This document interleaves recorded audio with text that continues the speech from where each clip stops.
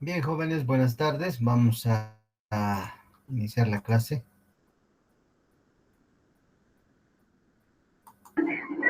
Buenas tardes, ingeniero. Buenas tardes.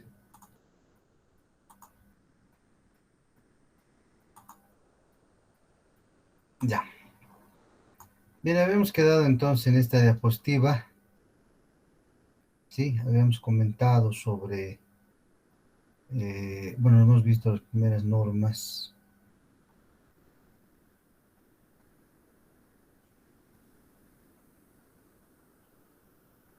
Sí, ok.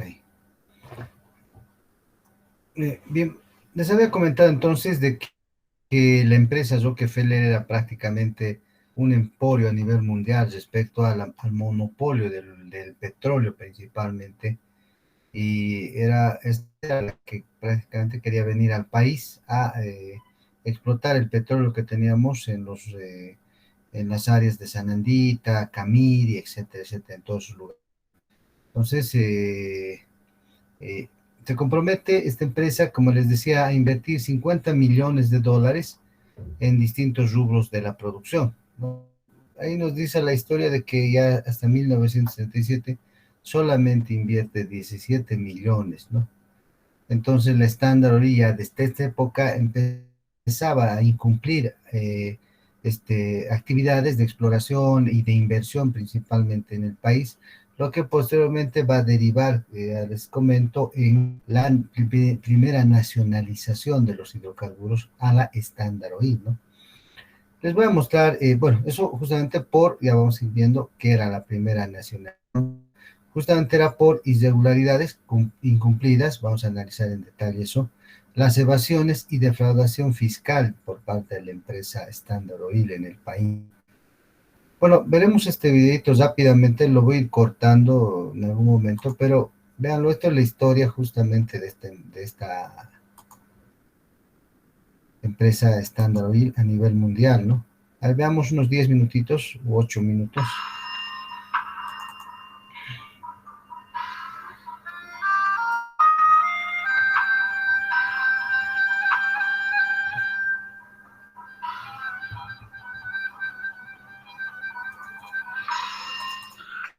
Oro negro.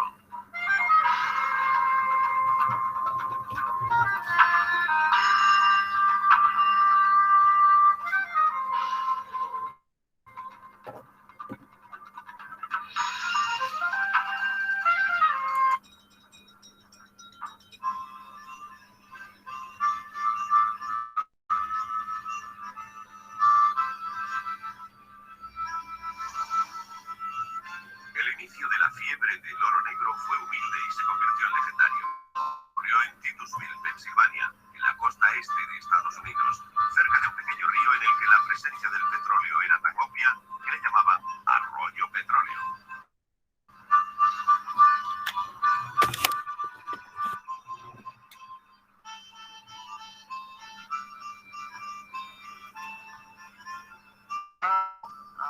Al principio, el petróleo emergía del suelo en algunos lugares y la gente veía espuma en pequeños ríos. Algunos incluso a cogerlo en pequeñas corrientes y riachuelos. Esto indica que se filtraba de manera natural.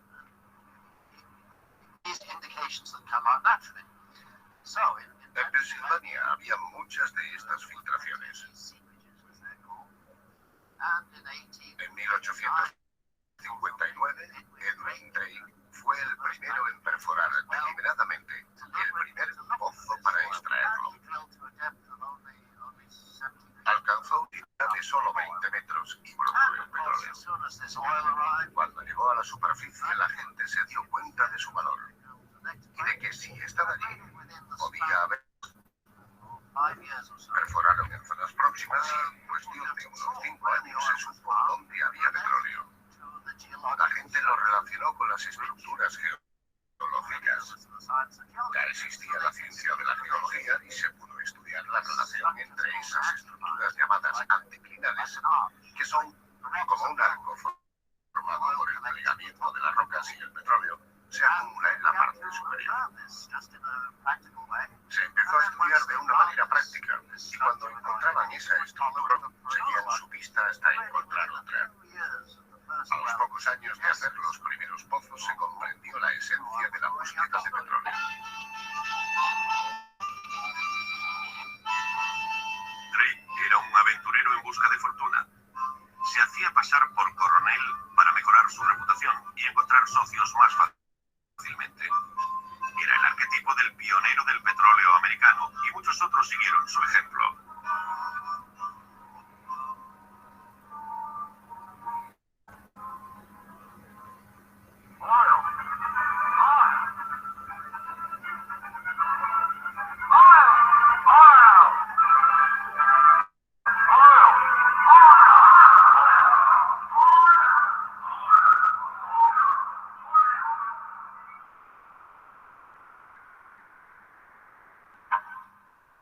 Tras su descubrimiento se inició una frenética búsqueda de petróleo en Pensilvania.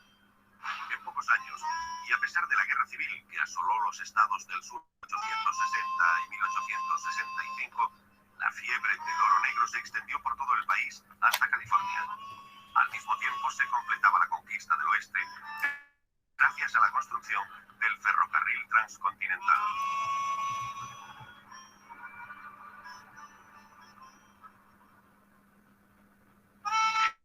50, algunas décadas antes del automóvil, la necesidad de petróleo aumentó debido al desarrollo del transporte en tren y la mecanización.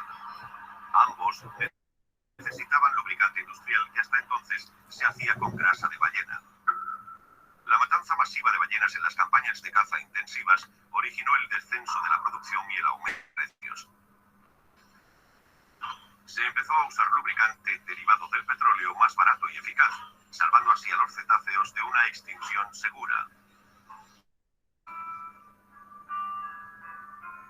Al mismo tiempo ocurría un gran cambio en la iluminación doméstica cuando la lámpara de petróleo dejó de ser un privilegio de la clase rica. Empezaron a multiplicarse los vendedores de aceite de parafina, incluso en los lugares más remotos del planeta. Los pozos de petróleo norteamericanos los abastecían a todos.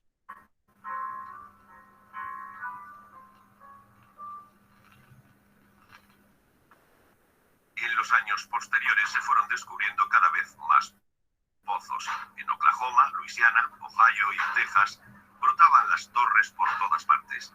Según un periódico local, formaban un bosque tan denso que se podía pasar de un pozo y tocar el suelo. Esta proliferación se debió principalmente a una peculiaridad de la legislación. En Estados Unidos, al contrario que en la mayoría de países europeos, el subsuelo no pertenece al Estado, sino al propietario del terreno. Aprovechándose de esta ley, miles de pequeños terratenientes se convirtieron en prospectores de cualquier trozo de tierra que poseyeran. Los propietarios de pozos estaban tan desorganizados como la amenaza de marea negra en los estados petrolíferos. Esto implicó la caída del precio del crudo. La situación empezó a ser anárquica. Reyes del petróleo.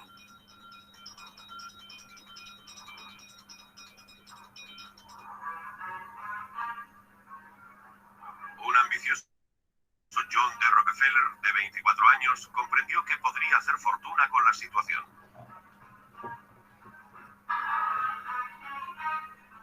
Decían de Dios creó el mundo y Rockefeller lo puso en orden.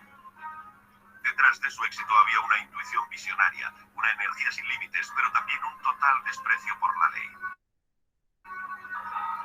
Le dijo a los prospectores: arriesguen sus dólares para buscar nuevos campos y cuando hayan encontrado petróleo, tendrán que pedirme a mí que lo transporte, lo refine y lo comercialice.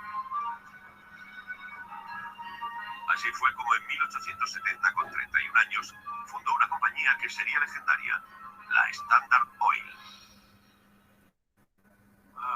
La gran idea de Rockefeller fue estandarizar la producción de productos refinados. Todo se basaba en la palabra estándar, que quiso incluir en el nombre del imperio que creó. Una vez que sacó productos estándar al mercado, productos específicos ser usados por mucha gente. El petróleo petróleo se empezó a usar a gran escala, especialmente en automóviles. De hecho, esas dos industrias se desarrollaron en paralelo. Los automóviles necesitaban un producto como el petróleo, y el petróleo necesitaba un mercado. La genialidad de Rockefeller fue ver esa oportunidad y saber aprovecharla. Rockefeller impuso su ley a los pequeños terratenientes y se deshizo de un competidor tras otro. Cualquier medio era válido para conseguir su objetivo, incluyendo el soborno, la corrupción de políticos y jueces, el espionaje industrial y la violencia. Un ejemplo es la guerra que inició con los propietarios de los oleoductos. Cuando eligieron frente, envió a sus esbirros para sabotear las instalaciones sin pensárselo dos veces. Sus ansias de éxito eran ilimitadas. En solo unos años, Rockefeller forjó un auténtico imperio del petróleo, contando con 70 empresas integradas en la Standard Oil. En el país de la libre empresa, el enorme poder de Rockefeller lo convirtió en el hombre más odiado de Estados Unidos. La prensa descargó su furia contra él en violentas campañas. Y lo que es más, en 1990, presionado por magnates del petróleo independientes, casi arruinados, el Congreso aprobó la ley Sherman antimonopolio.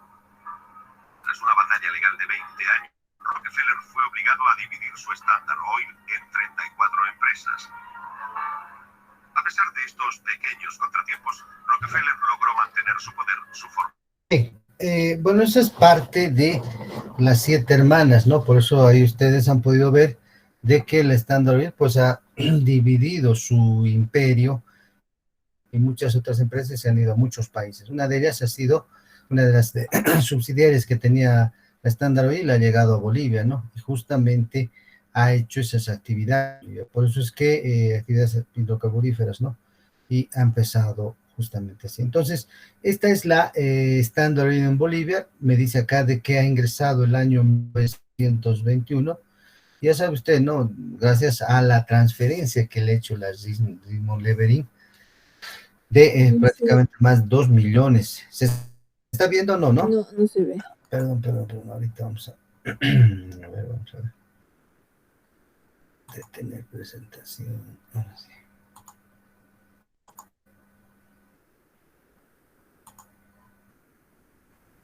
Ya, ahora sí.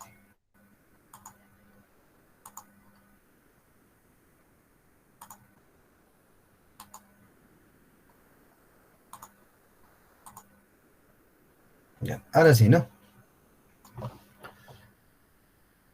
Bien, entonces les comentaba que el Standard Oil básicamente ha llegado a Bolivia el año 1921 gracias a la transferencia que le ha hecho la Raymond Levering de esos casi 2 millones de hectáreas que se tenía, ¿no? Y bueno, ahí está, ¿no? Aquí está. Con un pago de $270 y, bueno, los 2 millones que ha adquirido en este caso Rockefeller y la transferencia en este caso era de, sí, 2 millones de hectáreas que estamos viendo acá, ¿no?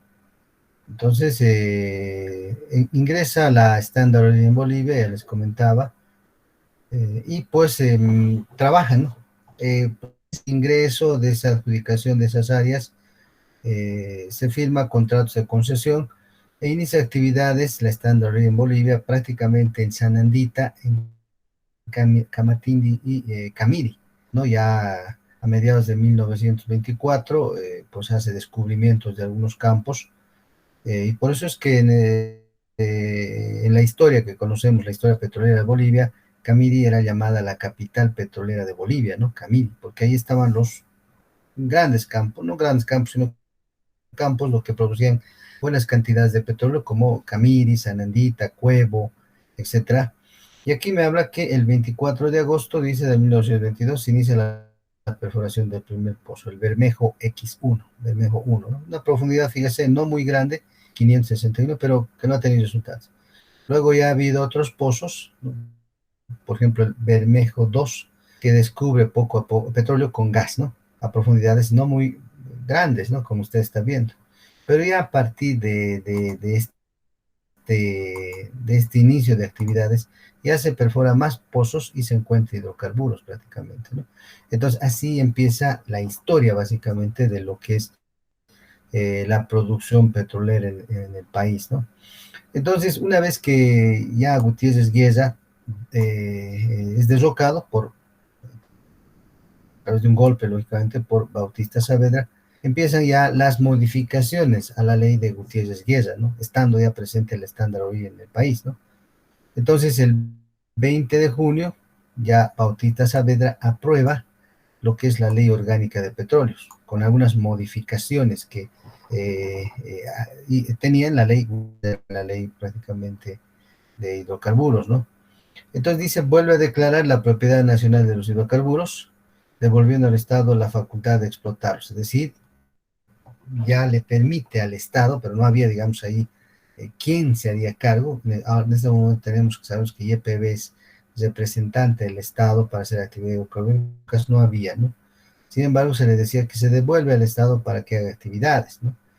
Al mismo tiempo dice, había una norma, o sea, en esta nueva ley que impone Bautista Saavedra, que es la ley orgánica de petróleos, que nos decía que estipula hasta 100.000 hectáreas como máximo y por una sola vez las concesiones petroleras. Además, se les daba un plazo, digamos, lapso de 55 años. Se establecía el 11% de participación sobre el Producto Bruto, sobre la totalidad de la producción en este caso. Y además me decía que el concesionario quedaba aquí, ¿no?, obligado a iniciar la explotación al cuarto año de la firma. Es decir, esta empresa, claro, se ha adjudicado grandes pensiones, pero no iniciaba las actividades. Entonces, ya este presidente, Bautista Saavedra, en esta nueva ley orgánica de petróleos de 1921, indica, ¿no?, de que necesariamente la empresa que está en el país debe iniciar al cuarto año de la firma del contrato las actividades, ¿ya? Entonces, se van modificando, pues como ve usted la ley, ¿no? Asimismo, dice, abre la posibilidad de una empresa nacional. Entonces, acá ya se estaba empezando, incluso en esa ley orgánica, indicaba de que, bueno, tiene que haber una empresa que realice las actividades hidrocarburíferas y demás, ¿no? Además, en el artículo 35, ¿no?, de esta, reitero, de esta orgánica de petróleos promulgada o sancionada por Bautista Saavedra, me decía eso, ¿no? Esto. Si los concesionarios, es decir, la empresa transnacional o una otra, no extrajesen durante 3 meses una cantidad de petróleo proporcional a la capacidad productora de un pozo, el gobierno podrá, dice, por su cuenta la participación que le corresponde. Entonces ya más ruda, digamos, la ley, y le obligaba a la transnacional, en este caso la que manejaba más extensiones en el país, a que si durante 3 meses no extrae petróleo, pues señores, lamentablemente el gobierno va a ingresar con sus propios técnicos a realizar la actividad de explotación, ¿no?, del campo, digamos, ¿no?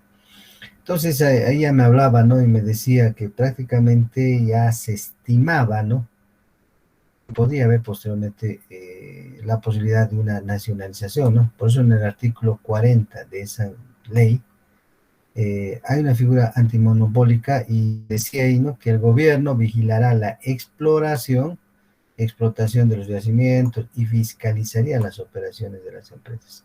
Entonces ya había un mayor control a la Standard Oil en esa época para, bueno, pues verificar que efectivamente esos, como dice acá, ¿dónde estamos? Esos 11% de participación sea la efectiva sobre la producción que la transnacional estaba realizando, ¿no? Entonces, prácticamente se estaba fiscalizando, como dice acá, ¿no?, las operaciones y asegurar el pago prácticamente que se tenía que verificar, ¿no? Y todo eso. Entonces, íbamos yendo por ese lado, ¿no? Además, dice, mejoró la figura legal sobre la caducidad. Se ha mejorado desde el punto de vista legal qué era caducidad en este caso, ¿no?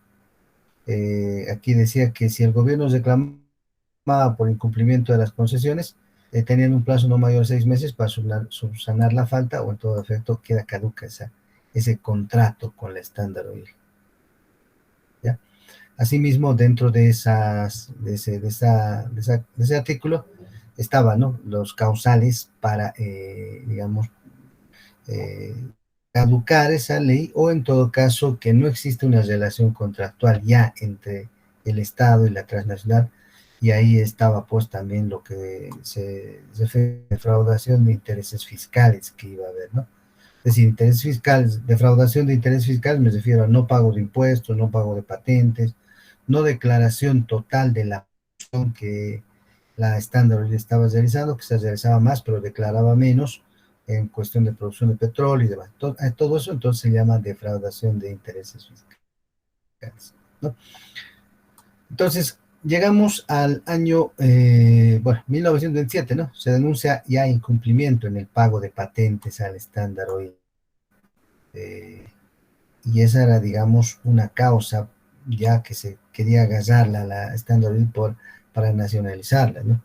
¿Qué es un pago de patentes? ¿Alguien se acuerda? A ver, ¿me puede decir? Le voy a anotar. Participación. Ingeniero, lo que recuerda, pagar por el uso de un terreno porque le pertenece al Estado. Correcto, la concesión del terreno que tiene una empresa, ¿no? Correcto, ese es el pago de patentes. Actualmente sigue vigente eso, ¿no? Hay un reglamento de pago de patentes, inclusive.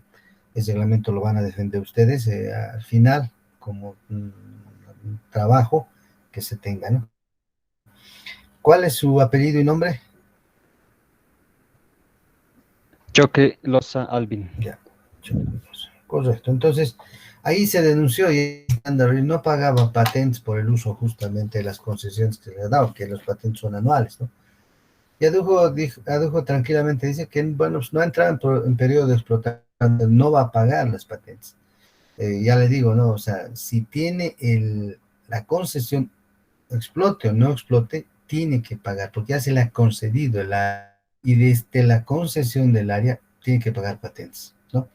Otra cosa es de que él no empiece la actividad de exploración o lo haga más después, pero actualmente es así. Tiene que pagar patentes por el área en concesión. Entonces ya había una denuncia, les digo, al estándar justamente, y bueno, pues había mucha sumisión, me dice acá, ¿no? Por parte de los gobernantes de esa época, por ejemplo, cuando estaba Hernando Siles, que era un presidente también del país, y el 12 de julio de 1928 emite una resolución, ¿no? En donde indica, lógicamente, que la empresa ha cumplido con todos los compromisos, que, bueno, no hay que molestar. Son, pues, como usted ve, relacionamientos entre una transnacional y el Estado, ¿no? Y, bueno, la estándar dice, bueno, vamos a pagar un por concepto de patentes, ¿no? Ok. Entonces, cancela, ¿no? Sin embargo, dice Siles, mediante resolución suprema autorizó de sus patentes a partir de 1930. O sea, les da ventajas inclusive, ¿no? Y bueno, además había rumores ya, es decir, no había control en el sentido de fiscalizar la producción en campo, porque ya les digo, no había pues, una empresa o una instancia que iba al campo y verificaba efectivamente si la producción era la real, no era la real, si estaban sacando la misma cantidad o no, etcétera, ¿no? Entonces la transnacional, pues como la Standard Oil, lo que hacía, y eso se ha verificado efectivamente, es mayor producción y no la declaraba y la mandaba a través de un ducto clandestino que estaba por el sector de Camiri, que se iba por Aguas Blancas a Argentina, donde también tenía una subsidiaria que era la Standard Oil de Argentina, ¿no? Lo tenía en todo lado, pues, la Standard Oil en cada país, Argentina, Perú, Bolivia, etcétera. Entonces ya había, digamos, una denuncia ya que contrabandeaba desde 1925 prácticamente, ¿no? Y todo eso se ha ido acumulando, ¿no? Su compromiso era que pague patentes a partir de 1930, pero lo hace recién a partir de 1932, etcétera. Entonces había varias anomalías en el sentido de que la Standard Oil prácticamente tenía que irse del país, ¿no? Había un historiador de esa época, Carlos Montenegro, que indica que el estándar es casi 26 millones de bolivianos entre 1924 y 32, siendo una cifra mayor debido a que a la evasión en estas regalías, contrabando de petróleo por un ducto clandestino, etcétera, etcétera, ¿no? Aquí en el gráfico usted puede ver, ¿no? El Pozo Bermejo, el que ha descubierto el estándar, actualmente es operada por la empresa Plus Petrol, ¿no? Y fíjese, hasta esa fecha, aquí es mayo del 2005, y actualmente estos campitos siguen produciendo, ¿no? Imagínense, desde esa época, bueno, producen pues, un basilcito, dos basilcitos, 7, 10 basiles día al mes, pues se hace una cantidad apreciable, ¿no? Digamos, si producían 5 basiles, pues estamos hablando de 150 en un mes, ¿no? 5 basiles día, y se da aproximadamente. Esas épocas, fíjese, producía aquí, si es que se puede leer, vamos a ver. Bueno, esto ya es producción acumulada, dice al 30 de mayo, acumulada, ¿no? 1, 2, 3, casi de 6 millones de basiles que ha producido desde esa época, ¿no? Operado, dice, perforado, descubridor de petróleo en Bolivia, perforado por el Standard Oil, año 1904, actualmente operado por Plus Petrol Corporation, ¿no? Entonces, y sí produce un poquito, en algunos campos, como este, por ejemplo, ya es es un museo, ¿no? Se puede ir a ver, a visitar y demás, ¿no? Es un pocito museo, ¿no? Que está ahí por el sector de Camiri. ¿Ok? Entonces, como ve usted, ese es el tema, ¿no? Y bueno, el primer pozo petrolero todavía se explota, fue perforado en 1922 y el Bermejo ubicado, dice, en el campo del mismo nombre, etcétera, lo que le comentaba, ¿no? Hay algunos pozos en Camiri que están produciendo. Por eso que hace años Camiri era pues donde había mucho movimiento, ¿no? De actividad de todo índole, porque era, pues como le digo, la capital petrolera del país, ¿no? Entonces de ahí se sacaba bastante petróleo, principalmente por el Standard Oil, y van a ver posteriormente por la Gulf Oil, ya que es otra empresa también americana de la parte de las siete hermanas que se ha nacionalizado en Bolivia, ¿ya? La primera nacionalización, como usted sabe, ha sido a la Standard Oil, ¿no? Y bueno, la Standard Oil, como dice ahí, crea, bueno, su filial en el país, empieza actividades en los gobiernos de Bautista, etcétera, y bueno, empieza a producir, ¿no? Entonces, en ese sentido, por esas fechas, por esos años, ha habido lo que llaman, lo que fue la guerra del Chaco, ¿no? Entre 1972 y 1935, ¿sí? Entonces, prácticamente la empresa Standard Oil estaba a punto ya prácticamente de ser nacionalizada, ¿no? Ya había muchos reclamos, solamente hubo un gobierno que sea, digamos, con ese fin, que autorice la nacionalización, ¿no? Y de ahí, pues, ocurre lo que era la guerra del Chaco, ¿no? Lo que fue la guerra del Chaco. Prácticamente, esa guerra del Chaco, según algunos historiadores, indican de que estaba más impulsada por intereses del petróleo, es decir, se le ha apoyado al Standard Oil, dicen que han apoyado al gobierno paraguayo, había en Paraguay, para que, bueno, pues en la guerra ya declarada por Bolivia, pues gane o ingrese a gran parte del Chaco y se adjudique posteriormente el estándar de esas áreas donde por guerra perdió Bolivia, digamos, ¿no? Es decir, todo ese sector, ¿sí? Entonces, ya prácticamente ocurre eso. Bueno, acá lo que nos dice, a ver, aquí estaba ya la admisión del gobierno argentino donde decía efectivamente, sí, se ha podido observar que han llegado 704 toneladas del producto, ¿no? Que hablaba este senador argentino, según la historia, decía que prácticamente sí, se ha transportado clandestinamente al país, ha ingresado tanta cantidad de petróleo que no ha sido declarado en el gobierno, al gobierno boliviano, ¿no?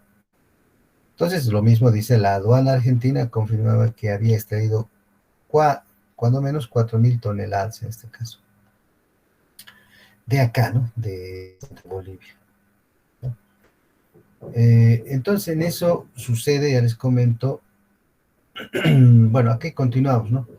Ya todo el tiempo, digamos, en que ha permanecido la empresa en el país, incumplía pues los convenios, los contratos suscritos, aparte de que ellos eran los que prácticamente una vez que producían el petróleo tenían que dotarnos de gasolina, ¿no?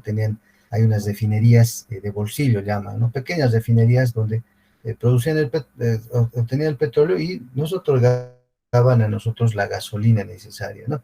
Para el consumo local. Sin embargo, se indicaba que la producción de gasolina era destinada al exterior, o sea, no lo hacían quedar, sino lo llevaban a Argentina, ya a precios internacionales. Ha habido ya prácticamente mucho abuso, digamos, por parte del Standard Oil, ¿no? Además, dice, el Standard Oil fue acusada de contrabandear la producción marginal de petróleo, o sea, lo que había en algunos campos, pues lo mandaba, digamos, a través de ese ducto que ya ellos declaraban y decían, ya no va a producir este pozo, sino seguía produciendo y pues lo mandaba, ¿no? Y lo mandaban, como dice, a través del río Bermejo hacia la población de Aguas Blancas, como ven. Entonces, todo eso ha ocurrido simultáneamente la guerra del Chaco. Y ahí nos decía que la guerra del Chaco básicamente ha sido por intereses transnacionales, apoyados por estas empresas, esta empresa, Standard Oil, ¿no? Lógicamente, Bolivia está en carencia, digamos, de la minería. Ya estábamos en un déficit, había un endeudamiento por parte del Estado, ¿no? Y bueno, pues había mucha inflación en el país, pese a que, digamos, nosotros producíamos petróleo, ¿no? ¿Sí? Entonces, ante esta situación, había huelgas, como siempre en Bolivia, de digamos, sociales y demás. El presidente Daniel Salamanca, bueno, pues, digamos, por algunas instrucciones, ¿qué será al final, no?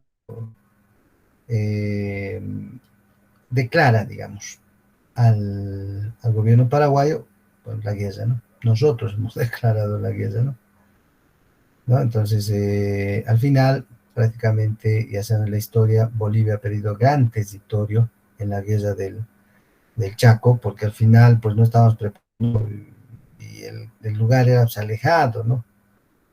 Era un lugar donde no había agua, y fíjense, ¿no? Hemos perdido gran parte del territorio que prácticamente nos correspondía, ¿no? La buena suerte del país es que no han ingresado al área donde sí existía grandes descargas, que prácticamente es el sector, ¿no? Es decir, me refiero a Cuiva, Villamontes, ¿no? Pero sí han invadido sectores donde no hay cantidades apreciadas de petróleo y de hidrocarburos, ¿no? El Chaco, en este caso, boliviano, ¿no? Prácticamente hemos perdido todo esto, ¿no? Todo eso en este caso de acá, ¿no? Entonces, había discrepancias, ¿no? Entre el gobierno boliviano y Paraguay, decían que ese terreno era de ellos, etcétera, ese sector, esa área, ¿no? Y ahí empieza, ¿no? La guerra. Entonces ha habido apoyo, como ustedes ven acá en la figura, apoyo del Standard Oil, bueno, también apoyo de la Shell, que son ambas, ¿no? Son, dentro de las 7 hermanas están estas empresas, ¿no? Ahí dice, fíjese usted, dice, la transnacional estadounidense operaba en Bolivia, estaba presente en el norte de Argentina y en el Paraguay, ¿no? Entonces de ahí surge esa teoría de que efectivamente ha habido más que todo intereses transnacionales, es decir, la transnacional decía apoyar a Paraguay porque Paraguay estaba ganando la guerra y decía, bueno, pues yo le apoyo a Paraguay porque al final voy a negociar los terrenos y sé que en esos sectores hay petróleo, decía, ¿no? Entonces era una conveniencia, digamos, para ellos, ¿no? Había digamos, en el contrato que han suscrito entre la Standard Oil y el Estado, había una cláusula, ¿no? Que prácticamente era como una figura anticipada, como me dice acá, ¿no? ¿Qué decía en esa cláusula? Decía, en caso de guerra, el Estado puede exigir a la compañía venderle toda su producción al costo con un recargo del 20% por concepto de utilidad. O sea, que ha habido incluso un boicot al Estado boliviano, porque al final el estándar deja de producir hidrocarburos o petróleo y deja también de refinar. Extrañamente, porque, bueno, ha habido pozos, algo así, y ya no produce combustibles para el equipo automotor o de manejo del ejército boliviano. Entonces, digamos, otro boicot que se ha hecho, que bueno, que se ha ido acumulando poco a poco, ¿no? En esta situación. Claro, desciendo en este caso, digamos, al ejército boliviano, ¿no? Aquí, por ejemplo, una idea dice, aunque el estándar anunciaba a los cuatro vientos su neutralidad, entonces había una situación donde el ejército boliviano requería de ayuda, de herramientas, cuando estaba de La Paz, desde Cochabamba, Santa Cruz, hacia el lado del Chaco, pues bueno, había un saboteo, ¿no? Es decir, no les ha prestado nada de los equipos, prácticamente ha habido un saboteo total, ¿no? Y demás. Además, la estándar, si lo poco que ha producido en cuestión de refinación del petróleo, el precio de la gasolina, ¿no? De 19 centavos a 60 centavos, ¿no? Entonces, ups, prácticamente ya casi boicoteando, ¿no? A Bolivia el estándar Oil, ¿no? Y la mayor indignación dice que lo que le comentaba, ¿no? Acá, usted puede leer, dice, la compañía se negó a producir el combustible de aviación para las naves bolivianas, ¿no?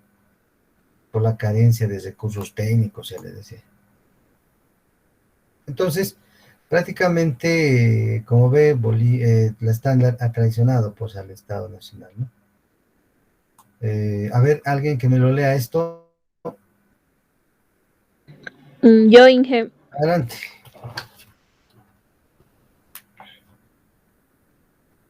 Le escucho, le escuchamos. ya. Los testimonios de la época revelan que el boicot de la empresa extranjera llegó a tal extremo que se negó a pagar un tractor para desatacar decenas de camiones bolivianos que transportaban tropas y vituallas. Asimismo, se denunció que a título de neutralidad arrojó al río herramientas que precisaba el Ejército Nacional. Gracias. ¿Cuál es tu apellido y nombre? Saavedra Sucso Micaela. Ya. Ok, entonces ahí está, ¿no? La historia lo dice y estamos viendo justamente el por qué ha sido nacionalizado la Standard Oil, ¿no? Y bueno, pasó mucha situación, ¿no? En este sentido hay mucha tela por cortar, mucha historia por contar, etcétera, etcétera, ¿no? Bueno, ahí ve gente, ¿no? Gente altiplánica, pues que iba a la guerra y los mandábamos, ¿dónde? A esos lugares que es el infierno verde llaman, ¿no? Entre comillas, Villamontes, donde la temperatura prácticamente sube a veces hasta 45 grados centígrados. Y bueno, pues han ido a enfermarse por alguna enfermedad tropical, malaria, y ya desprovistos, pues fíjese ahí, ¿no? Estaba yendo gente, ya ni siquiera tenía uniformes, ni toallas, nada, ¿no? Entonces prácticamente se los ha mandado del frío al calor, a que fallezca, a que muera, ¿no? Por eso hemos perdido básicamente la guerra del Chaco, justamente por esa situación, ¿no? Ha habido algunos, sí, algunas, digamos, un grupo de soldados que han defendido ciertos lugares donde prácticamente eran reservas que actualmente se tiene en el país, ¿no? Todavía nos va a contar, por ejemplo, los defensores de Boquerón, etcétera, ¿no? Que todo el sector no han dejado que pasen las tropas paraguayas, defendiendo con poco, bueno, ciertas áreas que se encontraba ahí por Tarija, ¿no? O el Chaco cruceño más que todo, ¿no? Entonces todo eso ha ocurrido y bueno, pues ya se suponía el triunfo paraguayo, porque al final han ganado ellos y hemos perdido gran parte del terreno de área, ¿no? Que Bolivia prácticamente tenía, ¿no? Y claro, aquí usted va a haber, ¿no? Entonces, donde prácticamente nos indicaba, ¿no? Ahí hablaba, telón fue levantado, dice, para la guerra de dos pueblos pobres que se disputaban la propiedad de una riqueza que no existía en el sector, ¿no? Es decir, en el área del Chaco cruceño, ¿no? Pues ya había, pues, que estaban siendo manejados por gente que básicamente eran las transnacionales, ¿no?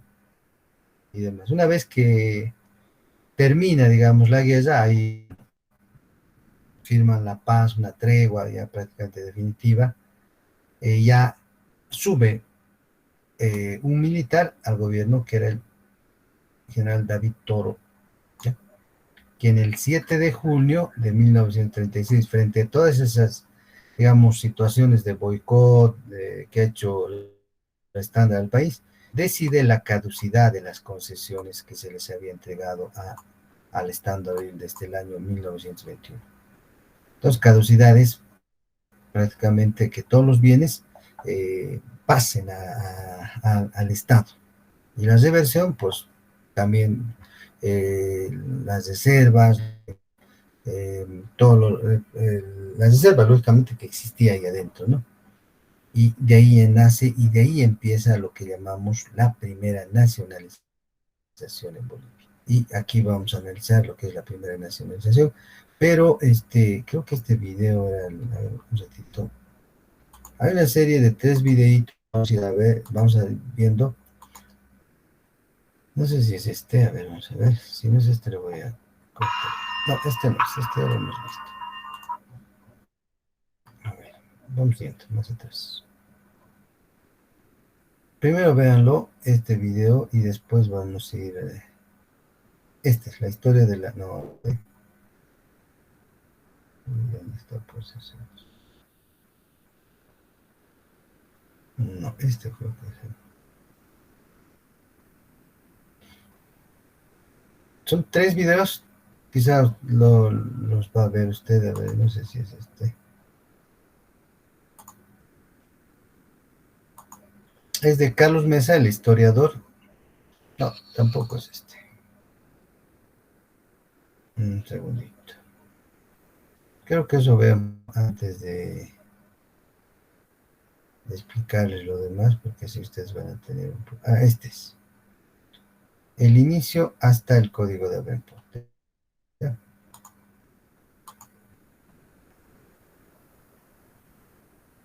O sea que no. Veremos rápidamente esto, qué hora es, y al final les voy a ver que ya es, ya es 3:30. Ya veremos el videito. Y la próxima clase les voy a explicar básicamente todo esto. Ya, aceptar. ¿Pueden ver el video? ¿Sí? ¿Se ve? Sí, Sí, se ve. Ya. Vamos a ver hasta cierta parte, ¿ya? Es 20 minutos el video, vamos a ver creo 5 o 7 minutos, hasta donde les he explicado. Pero este periodista, este historiador, relata muy bien, digamos, la actividad de la primera nacionalización, etcétera, en Bolivia y demás, ¿no? Hasta donde hemos avanzado, veamos, a ver qué es lo que nos indica. Adelante, a ver, vamos a ver.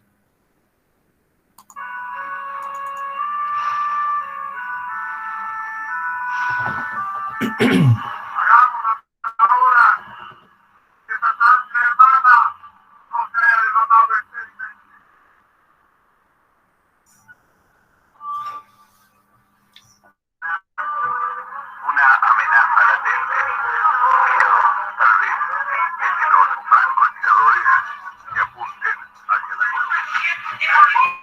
No soy parte del problema, no soy usted.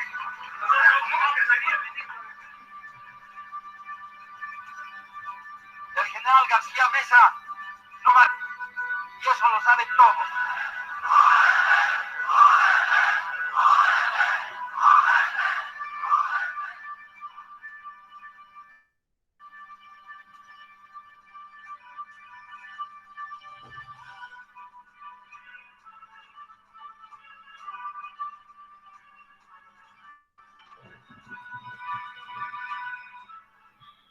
La relación de nuestro país con sus recursos naturales ha sido una relación conflictiva. sobre todo por lo que estos han significado para la economía, la sociedad, el presente y el futuro del país, y en general por la cantidad de frustraciones que el ciudadano siente después de haber conocido la historia de esos recursos naturales. Hoy nos ocupamos de uno de los recursos naturales más importantes surgidos en el siglo XX y que dio la larga saga de los minerales.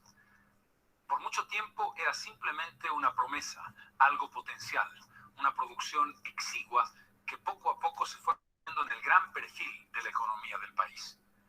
Conozcamos cómo se desarrolló la historia de los hidrocarburos, desde el descubrimiento incipiente de lo que se llama bitumen hasta el concepto de producir para autoabastecer al país.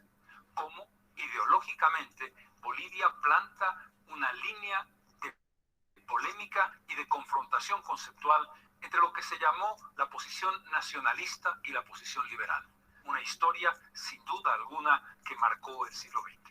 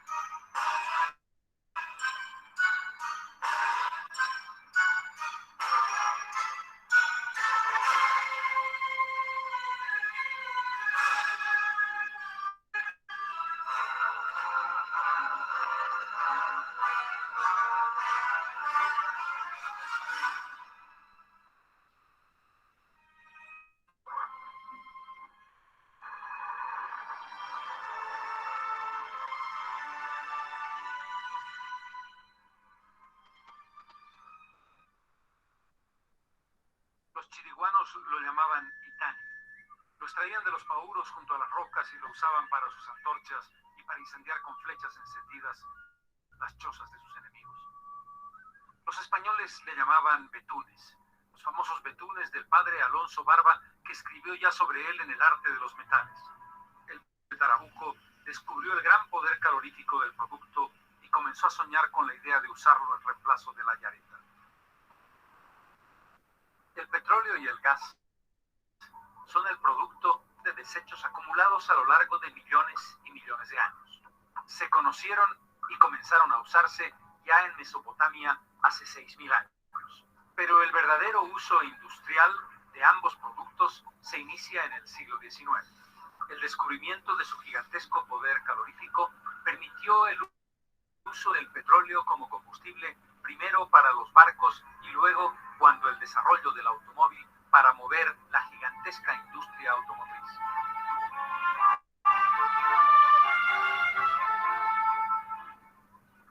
En la segunda mitad del siglo XIX comienzan a iluminarse varias ciudades de América del Norte con la visión a través de pequeños gasoductos del gas natural. Hoy no se puede entender el funcionamiento de la civilización contemporánea sin el uso masivo del petróleo y el gas como un instrumento esencial, como una suerte de savia de la que vive el ser humano a nivel individual y a nivel colectivo. En la del siglo XIX, el doctor Manuel Cuéllar descubre el petróleo que se utilizaba para curar las mataduras del ganado. Tenía un extraño olor a queroseno, el nombre con el que en esa época se denominaba el petróleo. Cuéllar envasó el líquido tornasolado como una nata y lo llevó a Sucre, desde donde lo remitió a Estados Unidos a análisis. A principios del siglo XX, crea la primera empresa para la explotación del petróleo, la Incahuasi Petroleum Syndicate. Interesó al propio Simón Patiño, que invirtió 60.000 libras esterlinas y se hizo la primera perforación cerca de Charagua. Comenzaba la increíble y larga historia del petróleo boliviano. Allí están pioneros como Luis Labadén Reyes o Miguel Velasco, el padre de la refinación del petróleo. Pero son todavía los primeros pasos a tiendas. Entre 1902 y 1920 se habían concedido para la explotación de petróleo nada menos que 3.7 millones de hectáreas a particulares. El primer paso, sin embargo, en serio, se da el 28 de febrero de 1920 al dictar una disposición que fue el hito más importante. A través de un instrumento legal, el gobierno de José Gutiérrez Guerra concede una superficie de 1 millón de hectáreas en Santa Cruz, Chuquisaca y Tarija a la empresa estadounidense Richmond, Levering and Company. Ya desde entonces, un senador vinculado al nacionalismo, Abel Iturralde, conocido como el Centinela del Petróleo, objeta el contrato y la concesión a la Richmond. A partir de ese momento, dos líneas en torno al tema de las concesiones petroleras. Quienes defienden la idea de que los recursos naturales deben ser controlados, administrados y explotados por el Estado, y quienes creen que el liberalismo a través de la inversión privada extranjera el que logrará el desarrollo. El punto de partida de la batalla fue la concesión a la Standard Oil de todo lo que se le había dado a la Richmond. El Estado le había dado un derecho por 55 años. Es el primer periodo de la historia de la explotación petrolífera en Bolivia, desde 1922 hasta 1937. En ese periodo, la Standard ha invertido 17 millones de dólares, perforando el primer pozo, el Bermejo 1, en 1922, el 24 el segundo pozo y el 27 el primer pozo en camino. La Standard había producido 773,000 barriles. En 1926 producía 21 barriles de petróleo por día. En 1935, su momento de mayor producción antes de la nacionalización, 447 barriles por día. La zona geográfica que estaba vinculada al petróleo incluía los departamentos de Santa Cruz, Chuquisaca y Tarija, un escenario que no ha cambiado con el paso de los años. Es en esos departamentos, además de Cochabamba, donde Bolivia ha encontrado lo fundamental de su riqueza petrolífera y gasífera. Fue precisamente en el sur extremo de Bolivia, en el Chaco, donde surge el conflicto entre Bolivia y Paraguay. Uno de los argumentos más evidentes y obvios es la suposición de que hay grandes cantidades de petróleo debajo del terreno en conflicto. El Chaco se convierte en el punto más crítico de la historia contemporánea de la primera mitad del siglo XX. La guerra entre Bolivia y Paraguay, que desangró a ambos países, disputaba un espacio geográfico que finalmente demostró no tener las riquezas ni de gas ni de petróleo que se esperaban. Pero fue en Villamontes, centenares de kilómetros al norte del territorio en conflicto, donde Bolivia salvó su petróleo. Fue allí, bajo el mando del coronel Bernardino Bilbao Rioja, que Bolivia se hizo fuerte y protegió su riqueza más importante, garantizando su futuro no solo para el siglo XX, sino para el XXI. Pero un hecho fundamental marcó el destino del petróleo boliviano. Durante la guerra se comprobó que la Standard Oil estaba contrabandeando petróleo a la Argentina, mucho de ese petróleo transportándose al Paraguay para alimentar la máquina de guerra paraguaya frente a Bolivia. Era un escándalo intolerable para el país y fue el germen de la nación. De Bermejo hicieron un oleoducto pasando el río Bermejo hasta Aguas Blancas, entregaban a la Standard de la Argentina. Standard Argentina reconoce que ha recibido petróleo de la Standard de Bolivia, y la Standard Bolivia reconoce también que ha habido el contrabando, pero que al final era un producto que les pertenecía a ellos, era propiedad de ellos, y que ellos iban a pagar las regalías que corresponden. El presidente David Toro, que inauguró. Bien, hasta acá vamos a ver porque ya empieza el proceso de nacionalización a la Standard Oil, ¿no? Bueno, el día viernes vamos a avanzar y continuamos con la historia dada acá, pero primero vamos a avanzar, ya les comento los detalles que ha habido y vamos a quedar justamente en el minuto 10 con 38 segundos y vamos a empezar ya a ver lo que les comentaba. La primera nacionalización, ¿por qué ha ocurrido esa situación? Ya sabe usted por qué se ha hecho la primera nacionalización y demás. ¿Ok? No sé si existe alguna pregunta, vamos a quedar en esta diapositiva, la primera nacionalización, la vamos a explicar el día viernes y terminamos de ver el videito hasta donde avancemos en lo que respecta a la primera nacionalización. ¿Ok? ¿Alguna pregunta por ahí? ¿Alguna duda? Ninguna, perfecto. Entonces, el día viernes continuamos. Pues hasta luego, que les vaya bien. Ingeniero, yo tenía una pregunta. Adelante, adelante, a ver. Quería consultarle respecto de si ha habido una denuncia en aquella época hacia el Standard Oil, si que nos beneficia al Estado porque ellos hicieron boicot. Esa era mi consulta, ingeniero. Claro, por eso es que justamente ahí ha podido ver usted en las diapositivas, decía, había muchos rumores y denuncias de que el Standard Oil estaba contrabandeando. Al final se comprobó, ¿no? No por ellos, sino por las denuncias, no denuncias, sino las, la Standard Oil de Argentina dijo, sí, evidentemente, hemos traído ese monto, es nuestro petróleo, o sea, nosotros estamos produciendo